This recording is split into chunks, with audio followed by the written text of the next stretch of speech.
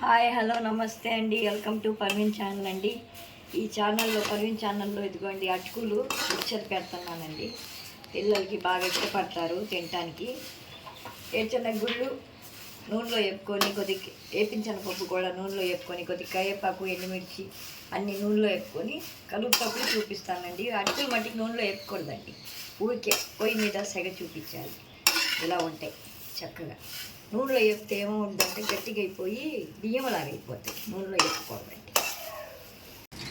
ఇదిగోండి పసుపు, ఆమ్చూర్ పౌడరు, ఉప్పు వేసానండి. ఇదిగోండి ఏడ్చన గుళ్ళు కూడా నూనెలో వేపుకోవాలండి. వన్మరాలు మిక్చరు, అటుకులు మిక్చర్ కోసం అండి నేను ఇంట్లోనే చేసుకుంటాను పిల్లల కోసం. రైస్ని తెప్పించాను. చూసారా ఇలాగ వేపుకోవాలి.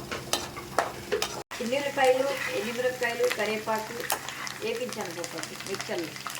ఇవన్నీ కలిపేస్తే పల్లీలు వేరుశనగ గుళ్ళు అంటారు చూడండి. ఇదిగోండి ఇలా కలపాలండి.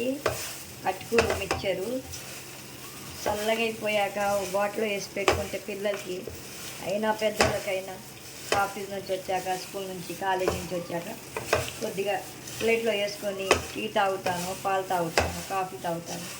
తింటే చాలా టేస్టీగా ఉంటుందండి. ఇందులో ఏమేమి వేసానో ఇంకోసారి చెప్తానండి. పల్లీలు, ఏడ్చనపప్పు, ఎండుమిర్చి, చిన్నుల్లిపాయలు, ఉప్పు, పసుపు, కారం వేయకూడదండి.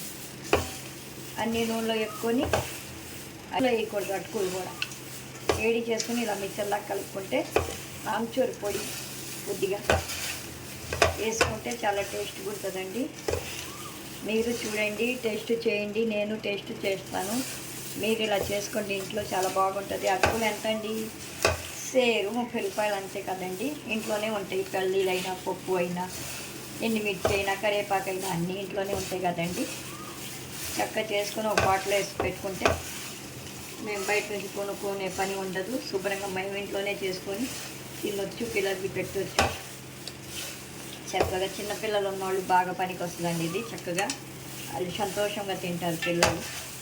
మా అమ్మగారు మమ్మీ చేసి పెట్టారనేసి.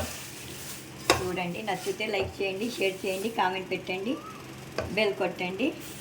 థ్యాంక్ యూ అండి. షేర్ మట్టికి చేయండి, కామెంట్ మట్టికి పెట్టండి. మా మిక్చర్ ఎలా ఉందో చూసి చూడండి. ఎలా ఉందో చూడండి, ఎంత బాగుందో అసలు.